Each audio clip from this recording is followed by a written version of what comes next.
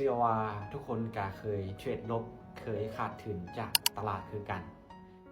แต่ในกรณีที่เขาเทรดแล้วเขาพลาด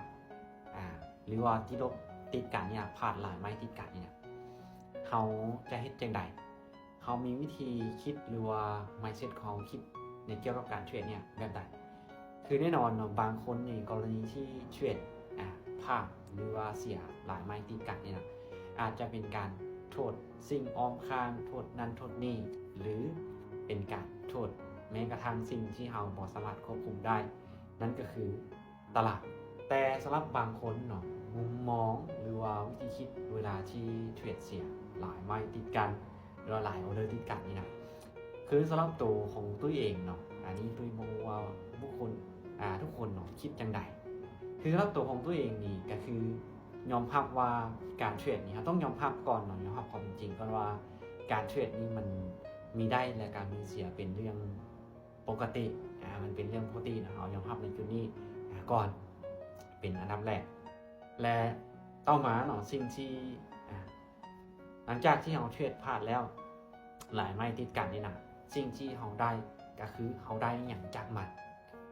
เราได้อย่างในกรณีที่ก็คือเวลาที่เราเทรดไปเนาะเวลาที่เราผ่านหลายไม้เนี่ยก็คือเราเทรดในช่วงจังหวะใดเวลาในช่วงตลาดนี้นะมันเป็นแบบใดก็คือเราจะได้ทบทวนตัวเองคืนนะว่ามันเป็นอย่างเราคือพลาดติดกันขาดทุนติดกันคือหลายออเดอร์หลายไม้ก็คือทบทวนว่าเราได้อย่างจังมันเพื่อไปปรับปรุงแก้ไขในการเทรดในอนาคตให้มันดีขึ้นไปให้พัฒนาขึ้นไปแน่นอนวิภัยที่บ่เคยขาดทุนวิภัยที่ยังบ่เคยเสียหลายไม้ติดกันตัวเองก็เคยเสีย7-8 ไม้9 ไม้ก็มีแต่ว่าในกรณีที่เราเสียแล้วเราพลาดหลายไม้นี่นะเขาได้อย่างจากมันในจุดนี้แหละคือสำคัญเนาะถ้าว่าโอเคเราเสียแล้วเขายังบอกว่าเราเสียย้อนอย่างแล้วบอกว่าเราได้อย่างจากในกรณีที่เราเสียแบบเนี้ยเขาจะไปปรับปรุงเขาจะไปพัฒนาแก้ไขในจุดนั้นได้จังไดนี่แหละเนาะคือสิ่งที่สำคัญบ่อยากให้โทษสิ่งอื่นหลายให้กลับมาเบิ่งที่ตัวของเราคืนสิ่งที่เราควบคุมบ่ได้นั้นปล่อยมันไปแต่ให้มาเบิ่งสิ่งที่เราควบคุมได้ในเรื่องของตัวเราเนาะบ่จะทางด้านของการบริหารเงินว่า